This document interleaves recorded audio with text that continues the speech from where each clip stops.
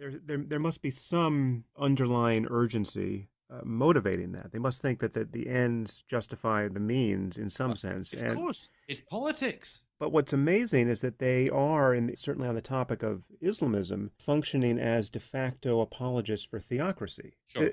So this is it's the fact that they don't see this, the fact that this, or that don't care about this, the fact that identity politics and their concern for, generic brown-skinned people or generic Mm. immigrants trumps any concern they should otherwise have about real fascism and real theocracy and real human rights abuses, that still strikes me as somewhat mysterious. I feel like I'm in the presence of people who Mm. have made some kind of reverse Faustian bargain, where it's like they've sold their souls to the devil and they got stupid in return.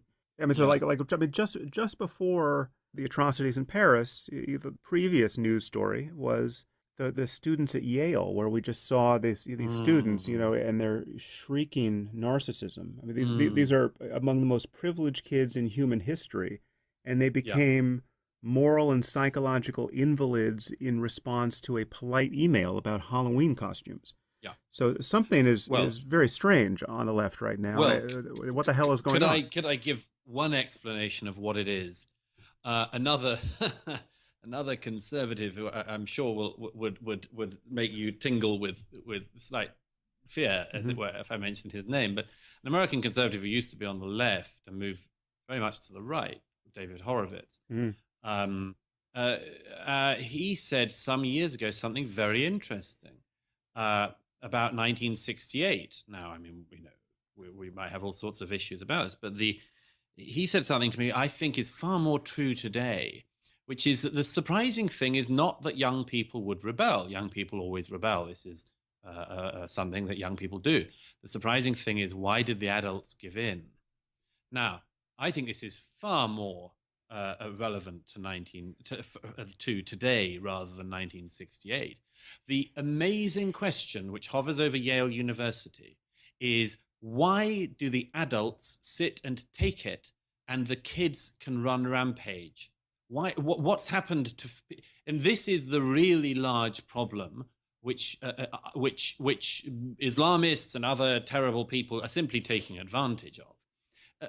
Somebody needs to say to the shrieking girl who's effing and blinding at her professor, you know what? You're not at a home. This is not a home for you. It's a university. It's a very different thing. And what's more, if you cannot cope with Halloween costumes, then you've got no place at a university, because you're going to have no chance of dealing with quantum physics or Shakespeare or Heidegger if Halloween spooks you out this much. You're a useless person, and you're going to go into a useless career, because if you're a lawyer and you have gone to Yale, but you're too sensitive to hear about rape cases, you're not going to be able to represent anyone in a court of law. So you're no use for the law. You're no use for literature, because you might read a novel which will trigger you. You're no use for the sciences. You're no use for anything. And that's what the adults should be saying. They should be telling the kids to grow up. And the adults have lost their confidence. And that is the most striking thing to me. And Mm. and let me just say one other thing about this. This whole thing of the weirdo sexual obsession, transgender, trans polygender, identify cis. I've got a penis, but I can still win Glamour Woman of the Year Mm. award. And who are you? If not only do you have to respect me as a woman, if you say I'm not an entire woman, despite the fact I've got a penis, still you're a bigot. And then you got to find Caitlyn Jenner attractive. If you don't find her attractive, you don't want to sleep with Caitlyn Jenner. You're an even bigger bigot. This is what, and actually, to cite the other person you just said that would trigger you, Sam Harris, Mark Stein said this the other day. This is the conversation we're having when the mullahs will nuke us. Right. Everyone will be discussing whether somebody is transgender, despite the fact they've not had any operation. There's a woman in Britain called Jack Monroe, a fatuous far left-wing so-called anti-poverty campaigner, totally talentless individual. This blogger has recently come out as transgender. She says, by the way, she's not going to do anything about it. We just have to call her transgender and regard her as transgender, but she's not going to get a penis put on her, and she's not going to have her breasts reduced or taken off or anything, and she's not going to... We've just got to start calling her a non-sexual pronoun. Now it's theirs for Jack Monroe. The Pink newspaper, I'm gay, I read some of this crap. Because you're gay. The Pink newspaper ran a story about Jack Monroe becoming transgender because she says she is. I think she just wants a bit of publicity. They run a piece about her, and they've got to say there.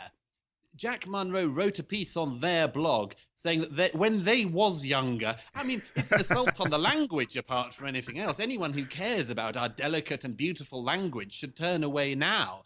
But we'll all be discussing whether somebody who hasn't got a penis can be a man and whether somebody who has got a penis can be Glamour Woman of the Year when the Islamists come in with Kalashnikovs. It's pathetic. It's a breakdown in our society, and you have to rectify it. Oh, that is hilarious.